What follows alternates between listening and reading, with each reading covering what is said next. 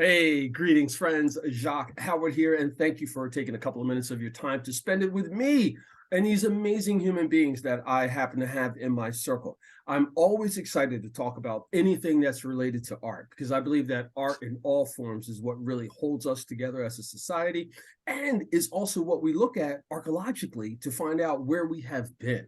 So with that being said, I'm going to be having this awesome conversation with some friends and some new friends because there's a great connection happening between Rider University and the Passage Theater at the Mill Hill Playhouse in historic downtown Trenton. Now, this is not the first time things like this have happened. In fact, collaborations are often taking place in the art and creative spaces all the time.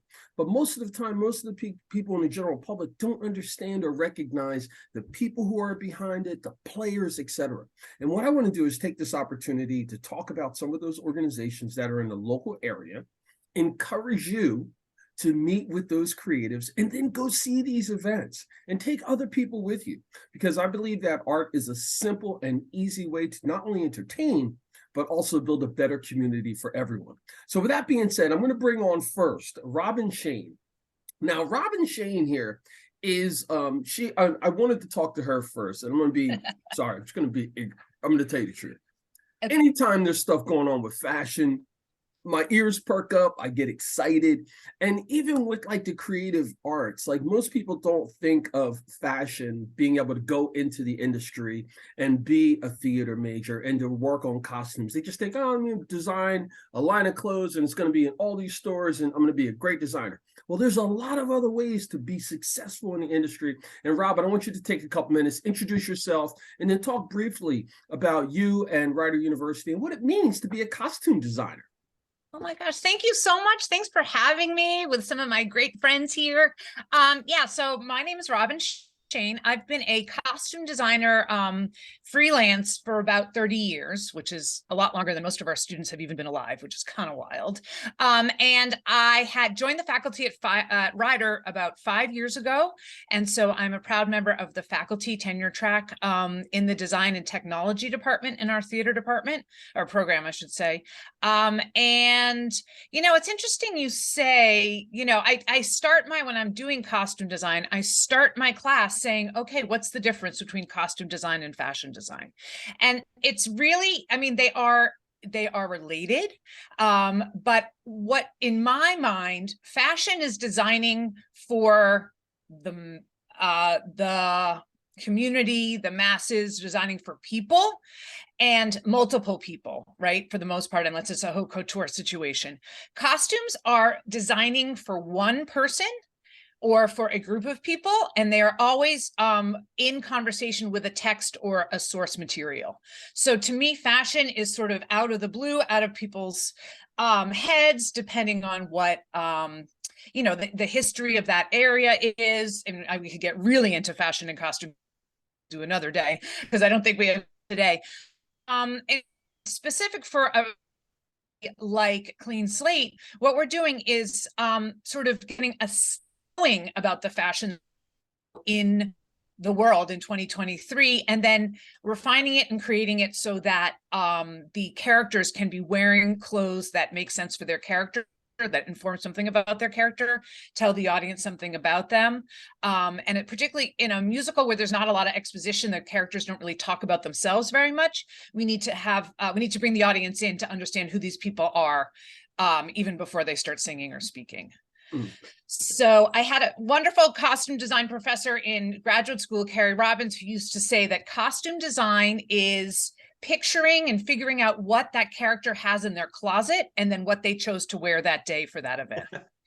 So that's how I try to explain it. And sometimes it's fashion. Sometimes if we're doing a historical play, you have to know the fashion, but you really need to know how it works for the character.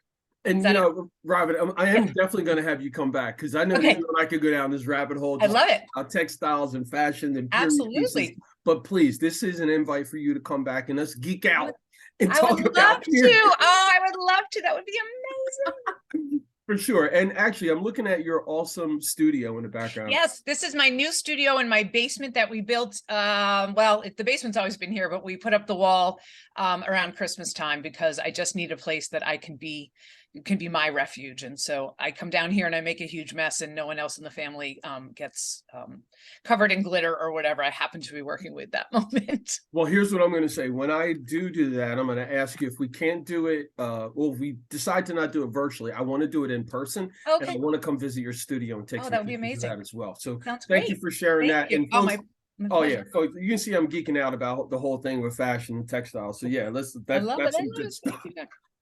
Great intro. Now, Kate Brennan, I want you to introduce yourself and share a little bit about what you're doing. Now, you're coming at it from the creative space a little differently because you're the composer.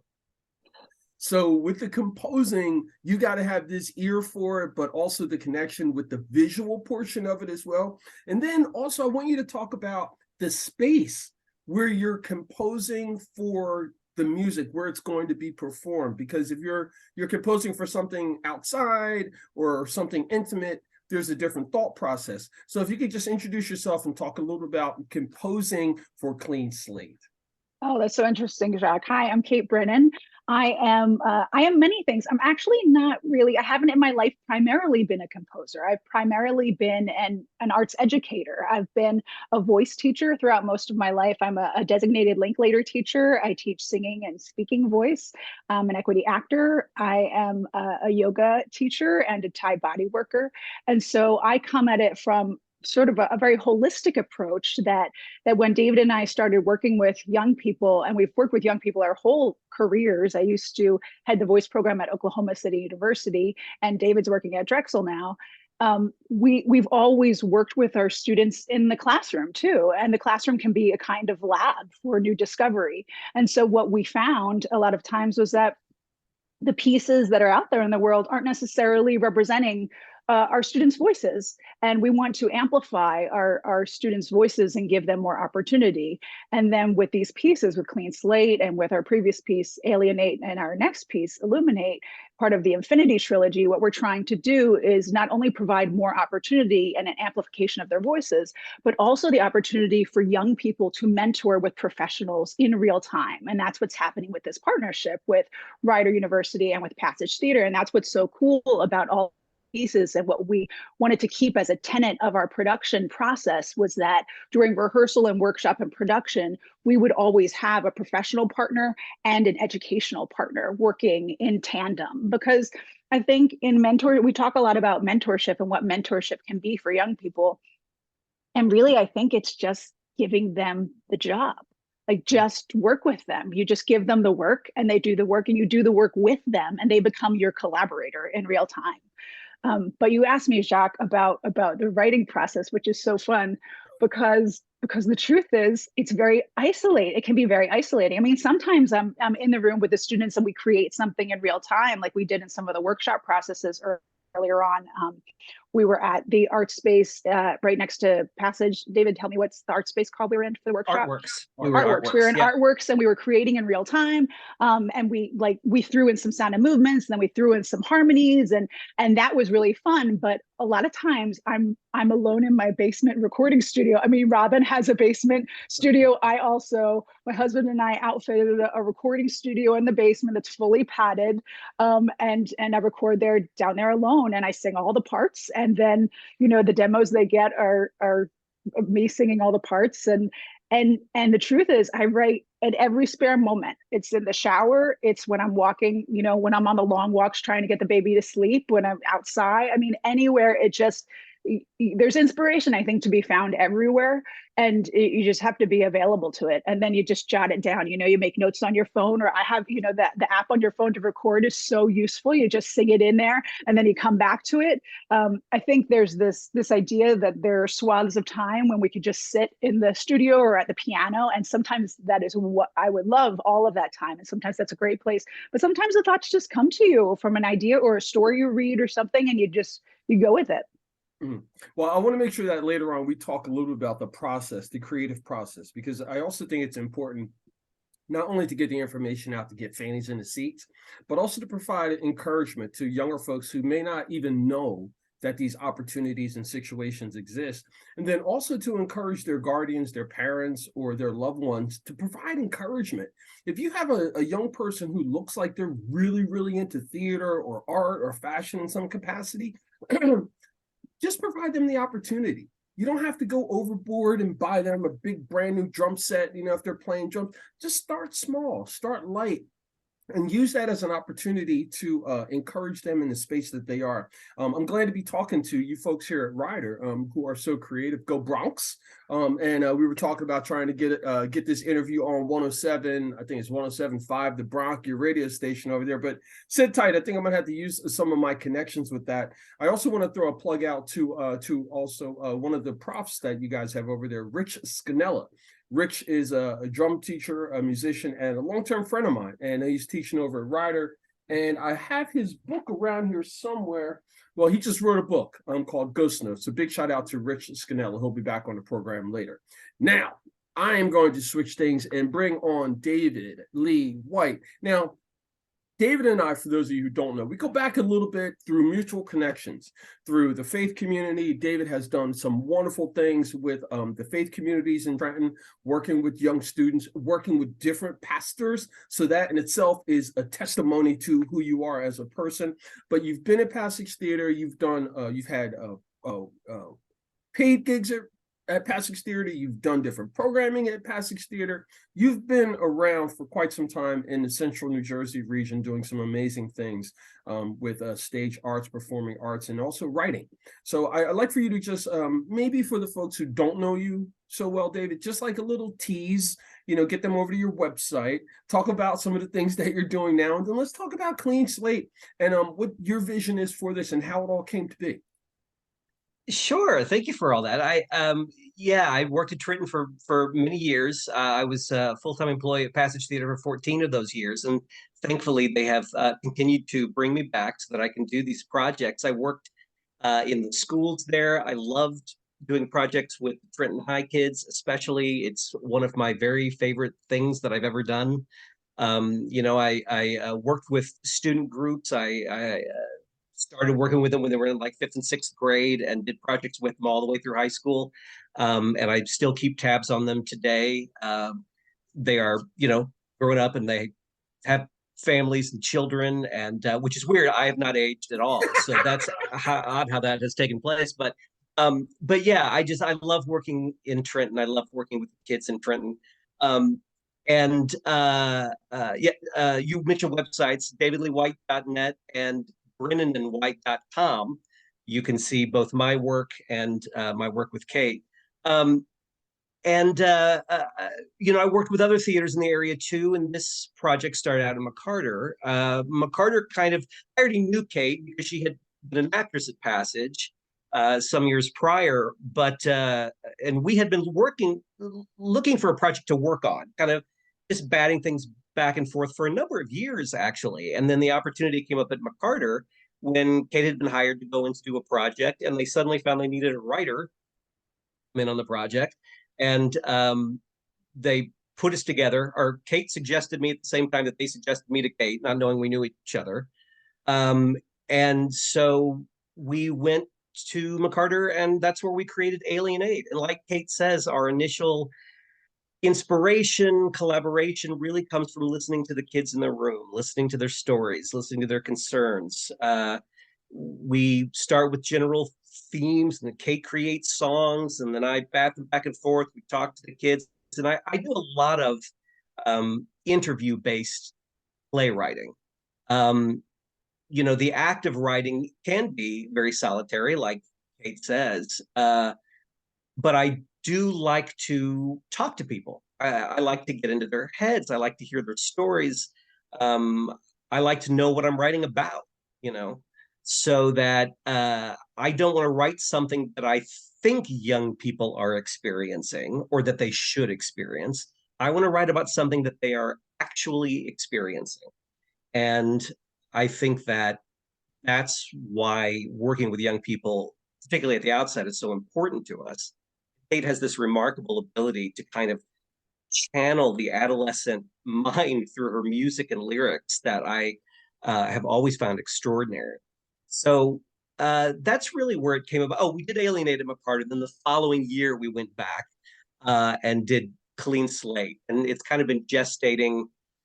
You know, we've workshopped it a few times, done several complete overhaul rewrites in a real effort to kind of really hone in on the story we're telling. You know, I've rewritten the script several times. Kate has thrown out songs and rewritten new songs to kind of try and get at it, you know. But that's about it. That's me. What else was there? Well, I think that was a lot. It's quite compelling that you put that in there because a couple things that I pulled out of there was listening to the children. And I'd like for all four of you, or the three of you, to kind of chime in. And David, start with you and work backwards, Kate and Robin. And talk about the process of listening to the children. And I also want you to kind of talk a bit more about interview-based writing, because I have not heard that term before. And it resonates with me because I don't think that we as humans do enough active listening. We hear, but we're not listening. So David, if you could go back and talk to the idea of interview-based writing and the importance of listening to the children. Yes, sure. I mean, I think this is something really that I kind of stumbled on. You know, it was something that I had to do for my job at Passage, is to go in and really listen. And I think that there are two things that you can do when you're in that position. And I think a lot of times artists and adults, you know, particularly kind of want to impose a set of kind of impose ideas and behavior on young people through the art that we give them. We want to give them ideas that we are comfortable with. And I recognized right away that these young people in Trenton, which is where I started, really had stories to tell and things to say, and they just didn't have the mechanics to do it yet. They didn't have the experience of taking a pen and putting it to paper and creating dialogue. They didn't, that was something that was kind of foreign to them. And Passage had already been teaching a program called playmaking, which I have continued to teach over the years. It comes from the 52nd Street Project in Manhattan. And it is a really good technique for getting kids to write. And it was primarily used for young kids in the elementary grades, but I found that it could easily be adapted to middle school kids, high school kids. I teach it to college students now. So it's a really great technique, and it just allows you to kind of subconsciously access the ideas that are in the backs of their brains so that they're not imitating things they've seen on television, which is a big impulse, that they're writing from their own subconscious. Now, there's interviewing young people in order to tell fictional stories based on their ideas. There's another area that involves interviewing young people and literally taking their words to craft the script. And I've done that as well. Clean Slate falls into the former territory. It's a nonfiction work. So there's no camp such as Clean Slate, but it is based on themes and ideas that these young people had. Fantastic. Oh, wow. David, thank you. Robin, I'd like for you to jump in and excuse me, Kate, we go to Kate first. Same thing. The importance of listening to children in the work that you do.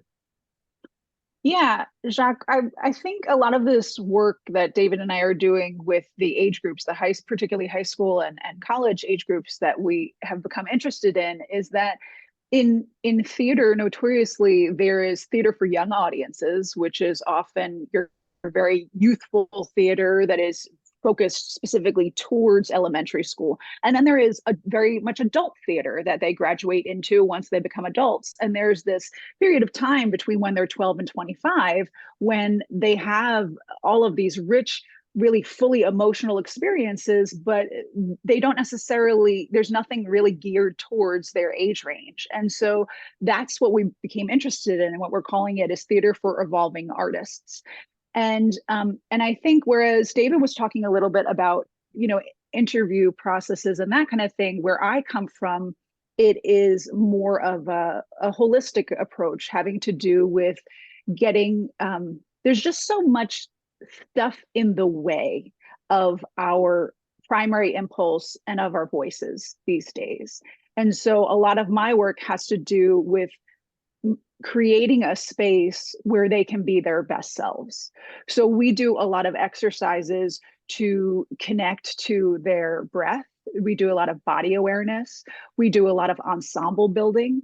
And essentially through all of that work, they start to reveal their true voices, and to allow a true voice. Your voice is your instrument, yes, but it's also your perspective in the world.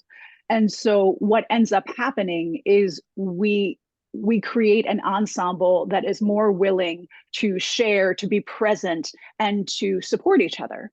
And that's it's kind of, I feel a little esoteric, but that is imbued in the work. And that, I think, is where a lot of the magic happens. Mm. Good stuff. I mean, I want to make sure that you all recognize that this isn't going to be a one-off. David, you know this. We've chatted on several occasions, but yeah, I'm all about building teams. And the last piece, what you just mentioned, Kate, it just dawned on me that working together in the teamwork and the need for collaboration is critical in all these spaces, because no person is an island and no one's doing this on their own. And in every aspect of it, you need lots of different partners and players and participants. And Robin, I'm going to bring this over to you, the same question, the importance of listening to children. And I'd like for you to take a little bit further and talk about the collaboration and teamwork, especially in your department, because you only got a couple of hands. There's only so much sewing you can do, no matter how great you are, right? This show, and I'm going to take it back a little bit to what something that David and Kate have been talking about. So the typical process for a designer, costume designer, is we get the script, we do our research, we draw our pretty pictures, we show them to the director, and then the costume shop takes them over. Okay, and then the costume shop executes the designs. If it's a contemporary show like this one, we shop for them.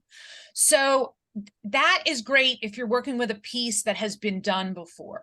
But right now, working on a new play, and I've done a lot of new plays in my career, and I adore it, but you have to approach it as a designer a totally different way. It's almost backwards, where the play comes first, the development of the characters comes first, because they're changing. David and Kate are giving them new pages. I think it's locked in, right? But there's new things that are happening all the time. So I designed the designs, showed them to Ryan, our director. She thought they were great. And then I went and bought all the stuff. And then a couple of the actors who were playing the campers came in, and they were like, this isn't really how I pictured my character.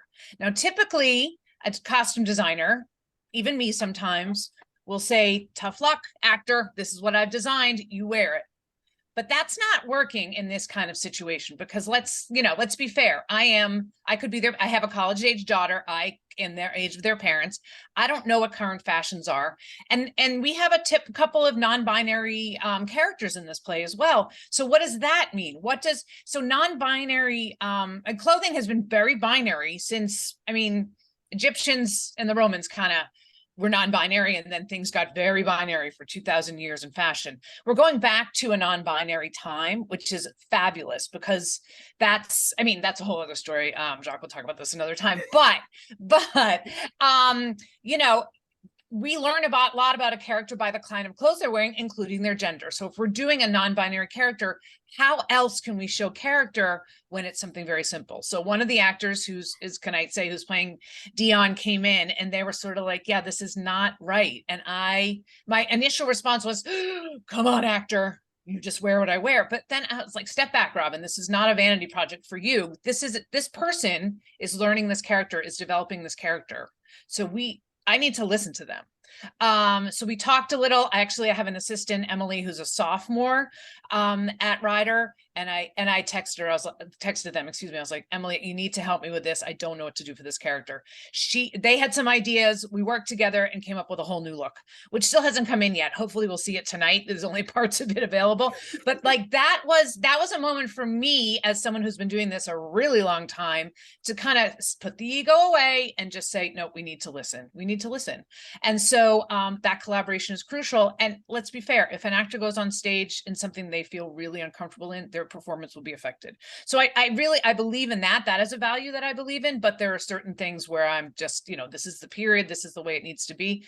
This is what the director said she wanted, but in this case, we need to make some changes. So that's the beauty of it. And what's nice is that we have this weekend at R.E.A.C.H, and then in 2 weeks, we have another weekend at Passage. So if things need to change, it's a different house. It's a different, it's a different kind of theater. The theater at R.E.A.C.H is huge, 450 seats, I think. Passage is what, 90? 100. 100. Yeah. We're much closer to the actors and to the stage. So there may be some changes along the way, and that's okay. That's okay. Budget notwithstanding, that's okay. We can do that. I hope that answered the question, but I think it was, yeah. No, you did. You did a fantastic job. And this is also really stimulating because I've got my sheet fold up for the next time that we all talk. Nice. And I can hear more about what you were all doing, and we can drive down, well, maybe encouraging some folks to be consider this as a career path. Last couple of minutes. Who wants to take the lead and talk about the actual times and the events and the locations so we can get fannies in the seats? Anybody want to step up first and talk about that? Oh boy, I don't have it in front of me. It's Well, this weekend. Kate, do you have it? Robin? I think we can. So the first round of this show is at Rider University, which is 2083 Lawrenceville Road in Lawrenceville, New Jersey.